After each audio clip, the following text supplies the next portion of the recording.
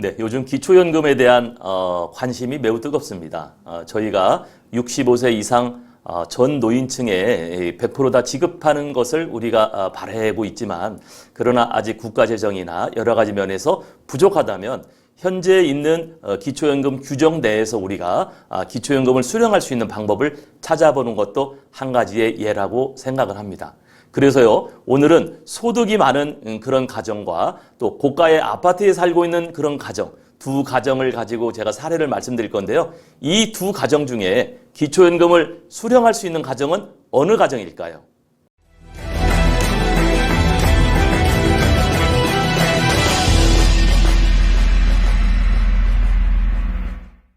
네, 먼저 그러면요, 소득이 많은 그러한 가정을 말씀드리겠습니다.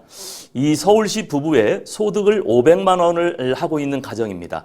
남편과 아내가 각각 근로소득이 250만 원씩 소득을 지금 벌고 있고요. 이분들의 재산소득 환산액은 없습니다. 제가 여러분 사례를 가지고 말씀드리기 때문에 이제 이런 가정을 한 거거든요. 네, 이분들의 소득 평가액을 한번 계산을 해보면요.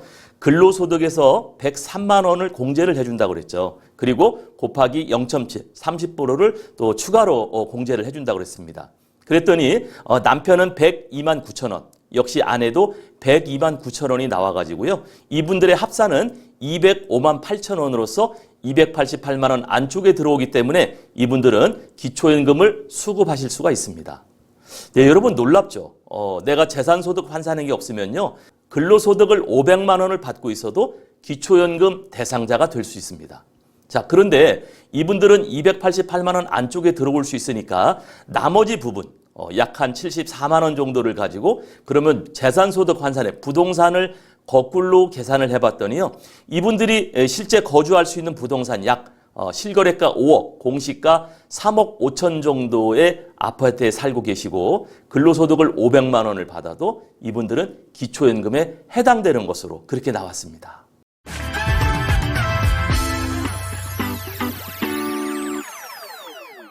또 한 사례를 볼까요? 예, 이번 사례도 일반 재산, 이분들은 근로소득은 없지만 내가 10억의 고가의 아파트에 살고 있는 경우입니다. 여러분 10억 아파트라고 하면은 약 공시가는 7억에서 한 8억 정도 나오는데 일단 8억으로 계산을 해봤습니다. 공시가가 8억이니까 1억 3,500만 원, 대도시에는 1억 3,500만 원을 공제해 준다고 그랬죠. 그리고 곱하기 0.04 나누기 12개월 하니까요. 이분들도 역시 10억의 아파트에 살고 있어도 221만 6천 원이 나옵니다. 그러니까 부부 같은 경우에 288만 원 안쪽이니까 역시 이분도 해당이 되는 거죠. 그리고 이거를 또 역으로 계산해 봤어요. 역으로 계산했더니 약 한 70만 원 정도, 78만 원 정도 여유가 있네요. 78만 원 정도 여유를 가지고 네, 이분들을 역으로 계산해 봤더니 약 180만 원의 근로소득도 가능한 것으로 나왔습니다. 여러분 놀랍죠? 내가 소득을 500만 원을 벌고 있어도 또 10억짜리 아파트에 살고 있어도요, 기초연금을 받으실 수 있는 충분한 조건은 됩니다. 자, 그러면 우리가 그렇다고 지금 가정을 한 건데요. 이 가정을 가지고 나머지 부족한 부분을 더 찾아서 우리가 계산을 해볼 수가 있다는 거죠.